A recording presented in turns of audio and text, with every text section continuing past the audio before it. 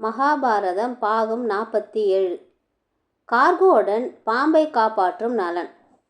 நலன் தமயந்தியை விட்டு பிரிந்து சென்ற பின் காட்டு வழியாக சென்று கொண்டிருந்தான். அப்பொழுது அவனுக்கு உதவி வேண்டி ஒரு குரல் கேட்டது.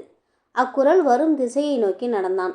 சற்று தொலைவில் காற்றில் தீப்பற்றி எரிந்து கொண்டிருந்தது. அத்தீக்குள் இருந்து யாரேனும் இருந்தால் என்னை வந்து காப்பாற்றுங்கள் என்னும் குரல் கேட்டது.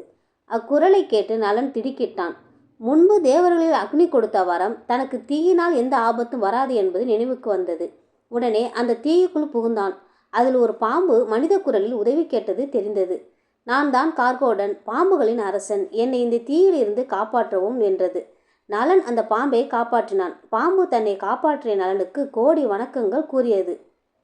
பாம்பு நலனை பார்த்து, நீ நலன் மகாராஜன் தானே என கேட்டது. நலன் ஆச்சரியத்துடன் ஆமாம் என கூறினான். நான் நலன் என்பது உனக்கு எப்படி தெரியும் என பாம்பிடம் கேட்டான். பாம்பு, நலன் அரசே, நான் நாரத முனிவரின் சாபத்தால் சக்தியற்றவனாக இவ்விடத்திலேயே படுத்து கிடந்தேன். முனிவர், நலன் அரசன் உன்னை எப்பொழுது தீண்டுகிறானோ அப்பொழுது உனது சாபம் நீங்கிவிடும் என்றார். அதுபோலவே எனது சாபமும் நீங்கி விட்டது என்றது. நலன், நானோ அனைத்தையும் இழந்து காட்டில் அங்கும் இங்கும் திரிந்து கொண்டிருக்கிறேன். என்னால் உனக்கு நன்மை கிடைத்திருக்கிறது என்பதில் மகிழ்ச்சி அடைகிறேன். ஆனால் என் வாழ்க்கையில் விதி என்னை இந்நிலைமைக்கு ஆளாக்கிவிட்டது என கவலையுடன் கூறினான். நலனை உற்று பார்த்த பாம்பு, அரசே, நீ கலிபூஷனின் வலையில் மாட்டிக்கொண்டுள்ளாய். அதனால்தான் உனக்கு இத்தகைய பிரச்சனைகள் ஏற்பட்டிருக்கின்றன. இதை கேட்ட நலன், நான் கலியிடம் இருந்து விடுபட ஏதேனும் வாய்ப்புள்ளதா என கேட்டான். பாம்பு, இருக்கிறது. ஆனால் அதற்கு நீ கோரமான உருவம் தாங்க வேண்டும் என்றது. நலன் அதற்கு நான் என்ன செய்ய வேண்டும் என கேட்டான். பாம்பு, நீ என்னை பார்த்து கடி என்று கூறு என்றது. இதை கேட்டு நலன் பயந்தான். நீ கடித்து நான் இறந்து விட்டால் என்ன செய்வது என்றான். பாம்பு, அரசே, நீ என்னை பார்த்து பயம் கொள்ள தேவையில்லை. என் விஷம் தீங்கை தராது. நான் கடிப்பதால் நீ இறக்க மாட்டாய் என்றது. அதன் பிறகு நலன் பயம் தெளிந்து என்னை கடி என்றான். கார்கோடன் பாம்பு நலனை கடித்தது. பாம்பின் விஷம் நலனின் உடம்பில் ஏறியதால் நலன் உடம்பு கருநிறமாக மாறியது.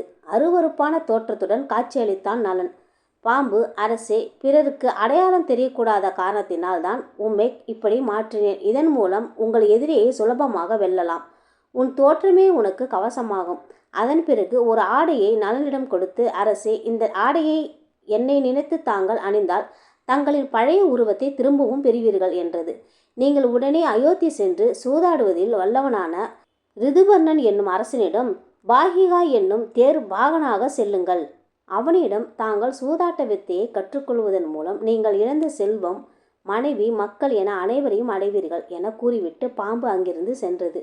கார்கோடன் சொன்னது போலவே ரிதுபர்ணனின் தேரோட்டியாக ஆனான் நலன்.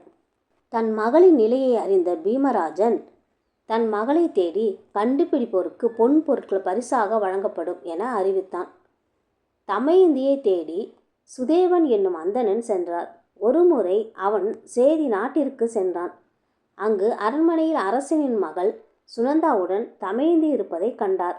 உடனே தமயந்தியை அங்கிருந்து விதர்ப்ப நாட்டிற்கு அழைத்து வந்தார். தன் மகளை கண்ட பீமன் அளவற்ற மகிழ்ச்சி அடைந்தான்.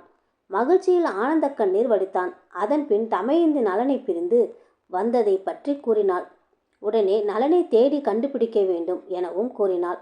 தமயந்தியை கண்டுபிடித்து அழைத்து வந்த சுதேவனுக்கே இந்த பொறுப்பு அளிக்கப்பட்டது. தமயந்தியை கண்டுபிடித்து அழைத்து வந்ததற்காக பொன்னும் பொருளும் தானமாக வழங்கினார். அயோத்தியில் ருதுபர்ணனும் நலனும் உற்ற நண்பர்களாக ஆகிவிட்டனர். ருதுபர்ணன் எங்கு சென்றாலும் தன்னுடன் நலனை அழைத்து சென்றான். அந்தணன் சுதேதன் நலனை தேடி சென்றான். பல நாடுகளின் நலனை தேடினான். எங்கும் நலன் கிடைக்கவில்லை. ஒரு நாள் அயோத்திக்கு வந்து ருதுபர்ணன் அரண்மனைக்கு சென்றான். சுதேவன் நான் இங்கு நலனை தேடி வந்திருப்பதாக கூறினான். இதை கேட்டு அங்கிருந்த அனைவரும் அதிர்ச்சி அடைந்தனர். மாறுவேடத்தில் நலன் அங்கு இருப்பதை சுதேவனால் கண்டுபிடிக்க முடியவில்லை. அப்பொழுது நலனை தனியாக சந்திக்கும் வாய்ப்பு சுதேவனுக்கு ஏற்பட்டது. நலன், அந்தணரே, ஒரு குலமக்களின் அவநிலையை உங்களால் இன்று நான் அறிந்தேன். தனக்கு இவ்வளவு துன்பங்கள் ஏற்பட்ட நிலையிலும் தன் கணவனுக்காக நம்பிக்கையுடன் காத்திருக்கும் அப்பெண்ணை நினைக்கும் போது என் மனம் கலங்குகிறது. தன் மனைவியை பிரிந்து சென்ற அவன் தன் மனைவிக்கு தன்னால் எந்த துன்பமும் ஏற்படக்கூடாது என்னும் நோக்கில் அல்லவா அவன் பிரிந்து சென்றிருப்பான். தன்னை விட்டு பிரிந்து சென்றால் தன் பெற்றோருடன் மகிழ்ச்சியாக இருப்பாள் என்று எண்ணி அல்லவா அவன் பிரிந்திருப்பான். இப்பொழுது அவன் நினைத்தபடி தந்தையுடன் இருக்கிறாள் அல்லவா என கூறினான். அதன் பிறகு சுதேவன் அங்கிருந்து விதர்ப்ப நாட்டிற்கு சென்று தமயந்தியிடம் அயோத்தியில் நலனிடம் பேசியதை அப்படியே கூறினான்.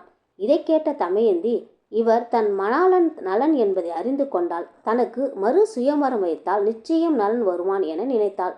உடனே தன் தந்தையிடம் சுயமரத்திற்கான ஏற்பாட்டை செய்யுமாறு கூறினாள். தன் மகளின் யுகத்தை அறிந்த மன்னர் சுயமரத்திற்கான ஏற்பாட்டை செய்தார்.